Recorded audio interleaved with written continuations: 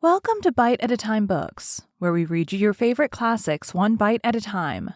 My name is Bree Carlile, and I love to read and wanted to share my passion with listeners like you. If you enjoy our show, be sure to follow us so you get all the new episodes. If you want to see exclusive behind the scenes of our show, join our Patreon. We would also love for you to drop us a rating on your favorite podcast platform and share our show with your friends. You can catch us on all the social medias at Bite at a Time Books. We are now part of the Bite at a Time Books Productions Network. If you ever wondered what inspired your favorite classic novelists to write their stories, what was happening in their lives or the world at the time, check out Bite at a Time Books Behind the Story, wherever you listen to podcasts. Today we will be continuing The Time Machine by H.G. Wells. 9. The Morlocks. It may seem odd to you, but it was 2 days before I could follow up the newfound clue in what was manifestly the proper way. I felt a peculiar shrinking from those pallid bodies. They were just the half-bleached color of the worms and things one sees preserved in spirit in a zoological museum, and they were filthily cold to the touch. Probably my shrinking was largely due to the sympathetic influence of the Eloi, whose disgust of the Morlocks I now began to appreciate. The next night, I did not sleep well. Probably my health was a little disordered. I was oppressed with perplexity and doubt. Once or twice I had a feeling of intense fear for which I could perceive no definite reason. I remember creeping noiselessly into the great hall where the little people were sleeping in the moonlight. That night Weena was among them, and feeling reassured by their presence. It occurred to me even then that in the course of a few days, the moon must pass through its last quarter and the nights grow dark, when the appearances of these unpleasant creatures from below, these whitened lemurs, this new vermin that had replaced the old, might be more abundant. And on both these days I had the restless feeling of one who shirks an inevitable duty. I felt assured that the time machine was only to be recovered by boldly penetrating these mysteries of underground. Yet I could not face the mystery. If only I had had a companion, it would have been different.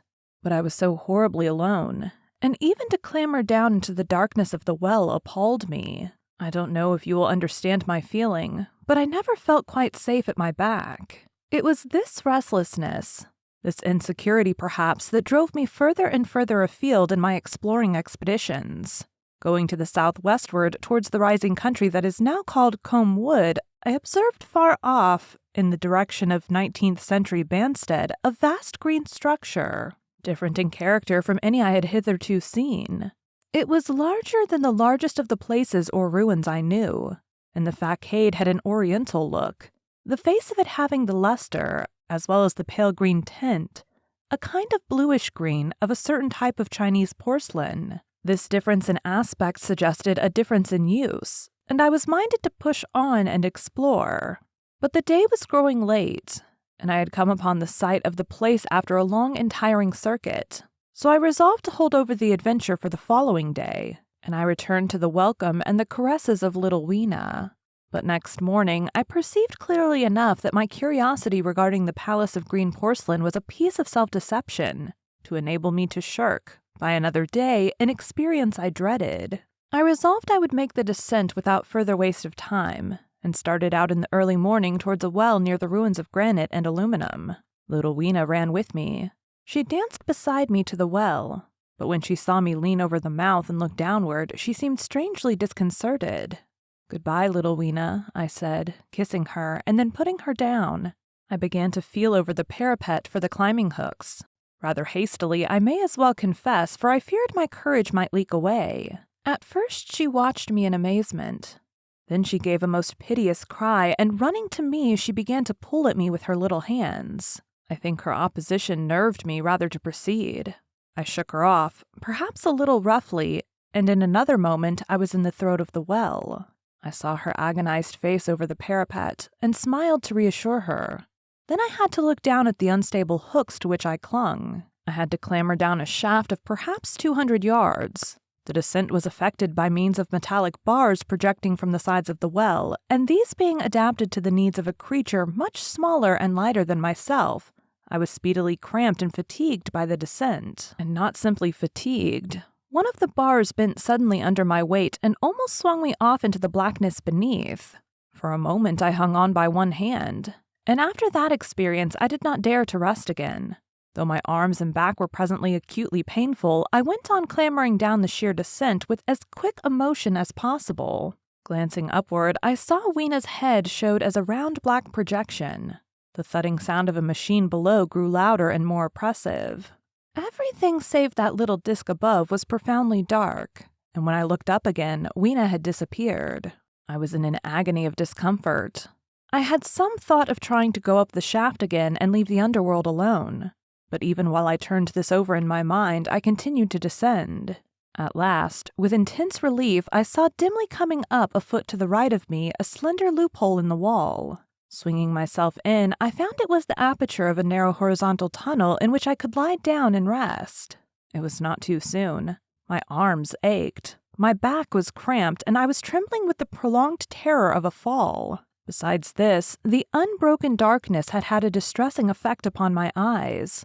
The air was full of the throb and hum of machinery pumping air down the shaft. I do not know how long I lay. I was aroused by a soft hand touching my face. Staring up into darkness, I snatched at my matches, and hastily striking one, I saw 3 stooping white creatures similar to the one I had seen above ground in the ruin, hastily retreating before the light. Living, as they did, in what appeared to me impenetrable darkness, their eyes were abnormally large and sensitive, just as are the pupils of the abysmal fishes, and they reflected the light in the same way. I have no doubt they could see me in that rayless obscurity, and they did not seem to have any fear of me apart from the light. But so soon as I struck a match in order to see them, they fled inconsciently, vanishing into dark gutters and tunnels from which their eyes glared at me in the strangest fashion. I tried to call to them, but the language they had was apparently different from that of the overworld people, so that I was needs left to my own unaided efforts, and the thought of flight before exploration was even then in my mind. But I said to myself, "You are in for it now," and feeling my way along the tunnel, I found the noise of machinery grow louder. Presently the walls fell away from me, and I came to a large open space, and striking another match, saw that I had entered a vast arched cavern, which stretched into utter darkness beyond the range of my light. The view I had of it was as much as one could see in the burning of a match. Necessarily, my memory is vague. Great shapes like big machines rose out of the dimness and cast grotesque black shadows, in which dim spectral Morlocks sheltered from the glare. The place, by the by, was very stuffy and oppressive, and the faint halidus of freshly shed blood was in the air. Some way down the central vista was a little table of white metal, laid with what seemed a meal. The Morlocks at any rate were carnivorous. Even at the time, I remember wondering what large animal could have survived to furnish the red joint I saw. It was all very indistinct. The heavy smell, the big unmeaning shapes, the obscene figures lurking in the shadows and only waiting for the darkness to come at me again. Then the match burnt down and stung my fingers and fell, a wiggling red spot in the blackness. I have thought since how particularly ill-equipped I was for such an experience. When I had started with the time machine, I had started with the absurd assumption that the men of the future would certainly be infinitely ahead of ourselves in all their appliances. I had come without arms, without medicine, without anything to smoke. At times I missed tobacco frightfully, even without enough matches. If only I had thought of a Kodak, I could have flashed that glimpse of the underworld in a second and examined it at leisure. But as it was, I stood there with only the weapons and the powers that nature had endowed me with: hands, feet, and teeth. These and 4 safety matches that still remained to me. I was afraid to push my way in among all this machinery in the dark, and it was only with my last glimpse of light I discovered that my store of matches had run low. It had never occurred to me until that moment that there was any need to economize them, and I had wasted almost half the box in astonishing the overworlders, to whom fire was a novelty.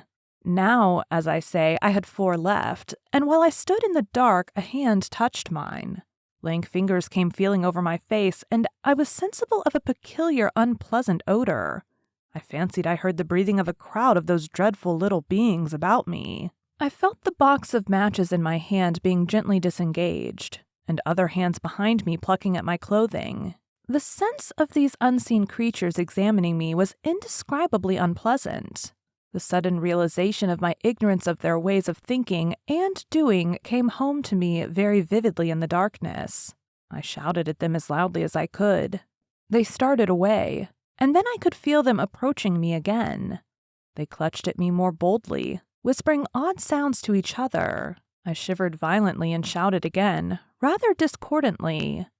This time they were not so seriously alarmed, and they made a queer laughing noise as they came back at me. I will confess I was horribly frightened. I determined to strike another match and escape under the protection of its glare. I did so, and eking out the flicker with a scrap of paper from my pocket, I made good my retreat to the narrow tunnel. But I had scarce entered this when my light was blown out, and in the darkness I could hear the Morlocks rustling like wind among leaves, and pattering like the rain as they hurried after me. In a moment I was clutched by several hands, and there was no mistaking that they were trying to haul me back. I struck another light and waved it in their dazzled faces. You can scarce imagine how nauseatingly inhuman they looked. Those pale, chinless faces and great lidless pinkish-gray eyes, as they stared in their blindness and bewilderment. But I did not stay to look. I promise you I retreated again, and when my second match had ended, I struck my third. It had almost burnt through when I reached the opening into the shaft. I lay down on the edge, for the throb of the great pump below made me giddy. Then I felt sideways for the projecting hooks, and as I did so, my feet were grasped from behind, and I was violently tugged backwards. I lit my last match, and it incontinently went out. But I had my hand on the climbing bars now, and kicking violently I disengaged myself from the clutches of the Morlocks, and was speedily clambering up the shaft while they stayed peering and blinking up at me, all but one little wrench who followed me for some way, and well nigh secured my boot as a trophy. That climb seemed interminable to me. With the last 20 or 30 feet of it, a deadly nausea came upon me. I had the greatest difficulty in keeping my hold. The last few yards was a frightful struggle against this faintness. Several times my head swam, and I felt all the sensations of falling. At last, however, I got over the well mouth somehow, and staggered out of the ruin into the blinding sunlight. I fell upon my face. Even the soil smelled sweet and clean. Then I remembered Weena kissing my hands and ears, and the voices of others among the Eloi. Then, for a time, I was insensible. Thank you for joining Bite at a Time Books today, while we read a bite of one of your favorite classics. If you enjoy our show, be sure to follow us so you get all the new episodes. If you want to see exclusive behind the scenes of our show, join our Patreon. We would also love for you to drop us a rating on your favorite podcast platform and share our show with your friends. You can catch us on all the social medias at Bite at a Time Books. Also, be sure to check us on our website, www.biteatatimebooks.com. We are now part of the Bite at a Time Books Productions Network. If you ever wondered what inspired your favorite classic novelists to write their stories, what was happening in their lives or the world at the time, check out Bite at a Time Books Behind the Story, Tuesdays wherever you listen to podcasts. Again, my name is Bree Carlile, and I hope you come back tomorrow while we take the next bite of the time machine.